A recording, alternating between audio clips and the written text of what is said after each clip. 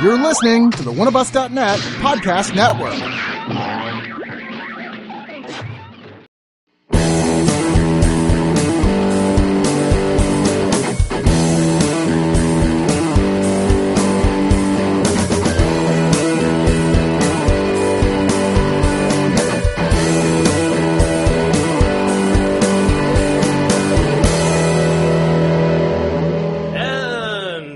Here to talk about The Hero. The new movie featuring Sam Elliott and Sam Elliott's mustache. Not to be confused with Hero or any other movie that there's or superhero films or any other film with the word hero in it. Yeah, any other movie except the movie Hero Sandwich. Except the movie The Hero, which is the movie within a movie of this movie, and was Sam Elliott is here basically playing himself if he had taken like some severe missteps in his life. This is Sam like Elliott. If he wasn't in Ghost Rider or Hulk. Yeah, if he didn't have if he didn't have Marvel Universe money, That's true, yeah. Perhaps.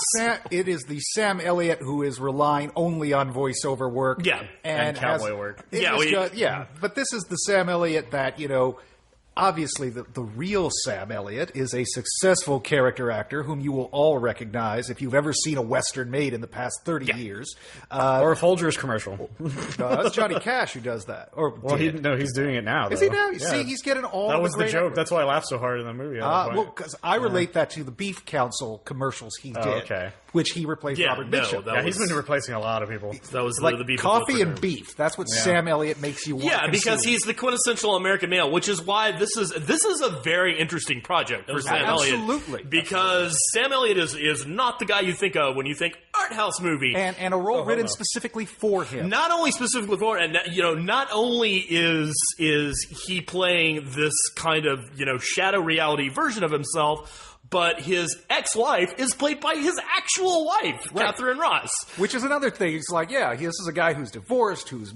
he's divorced, he's estranged from his daughter, he's basically... Can't get any gigs. Yeah, he's scraping the bottom of the barrel for work, doing voice gigs here and there. For Lone Star Barbecue. He is well known for doing, like, in the late 70s, he made this quintessential Western called The Hero, and he's still...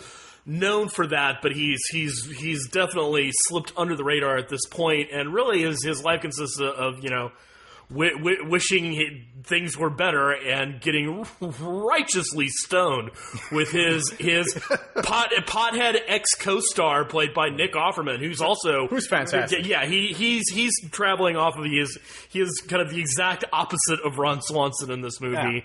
And I've seen him play some of this before, but I think this is a little bit more of a role that more people will see him in, where he's just playing kind of this space case, almost ex-child actor type who's now dealing dope on the side. It's indicative of the Sam Elliott character, who in this movie is called, I believe, Lee Hayden. Lee Hayden. Yes. And it's indicative of where he is in his career, in that the only people he really hangs out with anymore is this guy whose only claim to fame is that he was second banana to them, to Lee's character in, a one series Western that probably aired in the 80s. Now he's reduced to just, selling pot.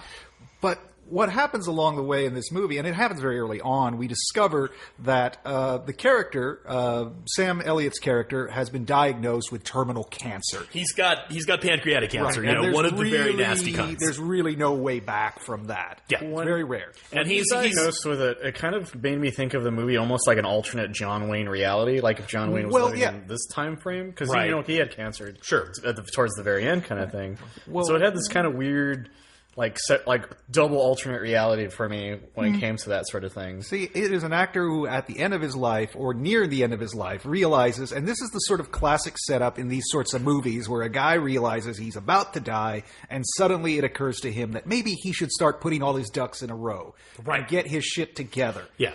And he's I like obviously that the movie been just sort of throws it pretty early on. Actually, like it's not really. It doesn't take. I kind of one of the things I really admired about this movie is they don't waste a lot of time with like the doctor is off camera. You never even see him, and he's basically like, so we were hoping this was going to be benign, and it's not. And then boom, we're done. Move on. Same thing when he's talking to his family members about it, and for the most part of the movie, he kind of like every time he gets near saying the words "I have cancer," he instead says, "I'm making a movie." Yeah, making movies. He's in denial. In deep denial, and also just, as you said, stoned out of his mind for a good chunk of this movie. Went into his life. He meets someone at his dealer's house, a young woman played by Laura Prepon. Who I have not seen her in anything, and I'm sure she's been working, but I haven't seen her in anything since that 70s show. She did that 70s show. She's a fairly big cast member in Orange is the New Black. Is that it? Okay. She's been mostly concentrating on TV, and she's done a couple of movies here and there. I think this is a breakout performance. Absolutely. I've always thought she was amazing. Luminous in that. And I thought she was she just got married to Ben Foster recently, so maybe another reason for me to hate Ben Foster. Because exactly, I have always had a bit of a crush on her. She's absolutely gorgeous in this movie, and you're just like, well, I can't blame Sam Elliott in any shape, way, or form. No man would. No coffee drinking, beef eating man would. And I think that they do a good job of lending her a complexity. Yes, because she's obviously got some sorrow herself. They don't really delve deep into it into the movie. But where I give this movie credit, you feel her weight. Is that May-December cliche has become exactly that, a cliche, and it's really cringe-inducing nowadays. It's creepy because it's such a they totally pull it off. It helps that because they acknowledge it.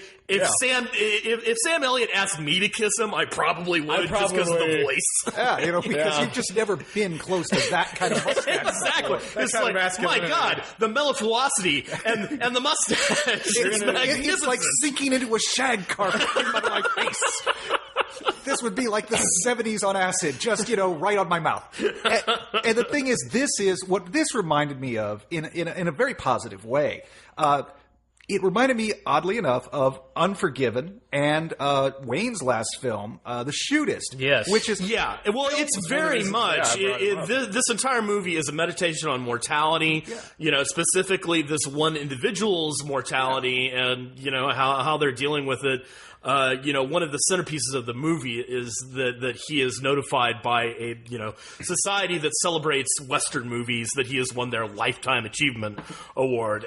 And the Lifetime Achievement Award is basically the mark of death. Yes, it's the kiss of death. It's going. You're done. Here's your tombstone. Especially from people who are recognizing movies that aren't really being made anymore anyways. Right. He realizes he's an anachronism, and at some point, he actually gets offered the possibility of an audition of like a teen for what sounds like it's called Galactic. It sounds like some kind of Marvel thing. No, it sounds like it's a YI. It's a YA like kind of thing. Yeah, like Divergent or that sort of thing. Like he was going to get the role of Woody Harrelson basically has in Hunger Games. I assume is what they were going for on that. But it's really one of those roles where occasionally you have an actor who just reaches a point in their career where they become so defined by a certain type of character. Now, frankly, I have always liked Sam Elliott in everything I've seen him in, but he's done some turkeys too. But he never embarrasses himself. No, not him. And he's one of those guys, though, that I always assumed his range was limited to, do you want the mustache on or off? Because those are my two. On, oh my God, he was horrible. Those are my two modes. That's what I got. But this gives him so much to work with. Oh my God! It reminds me very of. Emotional. It's why it reminds me of The Shootist or even Unforgiven. Is that it's an actor who has a reputation for just being laconic, and just a man of action, few words, stoic expression, and you realize, and those guys prove that. Actually, we've been able to act all along. Yeah, and he's skewering, that role, just like Eastwood skewers his, master. You don't expect to see me fall he's off the best shot in the world, and then in The Unforgiven, he's a drunk who can barely hold his gun. You have The Shootist, where you get the ultimate masculinity of John Wayne fighting cancer and losing. And it's one of those things where, like, when I've always said, as much as I love The Unforgiven. I think it's Eastwood's best film. Sure. But when I saw that, mind you, this was 20-something years ago, and I was like a 20-year-old, 18-year-old kid, and thought knew everything about life. And I thought, oh, this is the one he must know his time is almost up, and this is his retirement. This is his final bow. Because he was like 65. It's time to stop. We won't have Clint Eastwood to kick around for much longer. We're going to take him in the back and shoot him. And then he didn't stop working. And for the record, Elliott's got 2 movies in the pipe after this. Yeah, so, absolutely. No worries. This ain't a swan song. But it's one of those films that if it were to be, it would be perfect. It would be perfect, and it's definitely... I think it shows a range that no one has never been previously suspected. I felt like it was like a low-key Birdman, because the way Birdman treats Michael Keaton's character. Because that movie's also like an alternate reality for Michael Keaton. A guy who's been known for one role. Yeah, who's known for one specific thing. And I feel like this is his version of that. And I really want people to see this because of that, because I think he's absolutely fucking fantastic in this movie. This is Sam Elliott's Birdman. That'll be on every DVD box from now on. It should be, I think. It should be. We're talking about a lot of great things, but there's one thing about it that kind of disappointed me, was that they didn't use Krysten Ritter a lot. No, and I will say this has got an incredible cast. It's even got a few cameos. The guy who runs the Western Appreciation Society is Max Gale, Wojciechowicz from Barney Miller. Where have you been, Max? I missed you. But this guy, I have no idea what the fuck that meant. There are a lot of good. There are a lot of good characters in this. His ex-wife, his now girlfriend. Kidding, I know who Barney Miller. Nick Offerman, but yes, his daughter, estranged daughter, is played by Krysten Ritter, and they don't really give her a lot of scenes, and they don't. I feel like really go as far as I think they should have, especially considering this is only an hour-and-a-half movie. It doesn't waste a lot of time. I'm glad they erred on the side of keeping it tight, but I could probably have used a couple more scenes. I could have used another half an hour of actually just this entire movie with her specifically. Yeah. Well, let's go ahead and go to fun thoughts. Michael, just keep on going. Well, my final thoughts on this movie is that I think this movie is absolutely fantastic. Sam Elliott's fantastic. Nick Offerman's fantastic. Actually, every single person in this movie is fantastic. They wasted Krysten Ritter a little bit, in my opinion, but whenever she was on screen, she was still really good. They sell everything involving Sam Elliott and Laura Prepon. They sell so many things in this. I legitimately want to tell everyone that I really thought this was a fantastic movie. And I would give it 9 out of 10 platinum cookies. Cool. Nice. Okay, well, I think it's already clear that we all love this movie. At least I did. And it is a great showcase for a wonderful actor that is not exactly a household name, but everyone recognizes. He's never been given a moment to shine like this, and he seizes every opportunity. It is a rare, vulnerable performance from a guy that we normally expect to play the toughest of tough guys, and he sells every minute of it. And again, we see a lot of big movies, we see a bunch of little movies, and this is the kind of movie that I kind of want to tell people, you could watch it on video, you're not going to lose anything. But I also feel like you should see movies like this in the theater, because if you do, they'll make more of them. And I want more of this, please. So I give this 9 out of 10 glorious handlebar mustaches. Yes, I absolutely agree. This movie... everything the trailers advertised, it delivered. Every time that they promised, it delivered upon, and then gave so much more. This is definitely the Sam Elliott, one of my favorite character actors of all time. This is the best thing that he's ever done. I think I can say that hand down. A totally out of the park performance by Laura Prepon. Great supporting cast. And a really wonderfully grounded study of mortality and aging. And dealing with an iconic status. Yeah, dealing with an iconic status, living up to the promise of our achievements, and what lies beneath any of the successes we have. Just a really great job by the writing team. I thought Brett Haley in particular, the director, did some really good work here. There's some incredible cinematography in here. A lot of the movie done in these very tight shots that really bring you to bear with the characters. this is definitely one of the better art films I've seen in a while, and unabashed 9 out of 10 Molly capsules full of Molly.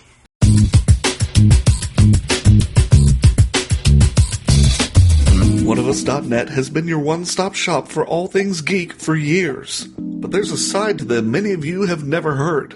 The subscription side. Subscribe and listen to great podcasts like The Breakfast Pub, The Original Gentleman, and the Watch a Movie With Us series. Head on over to Oneofus.net and don't forget your towel.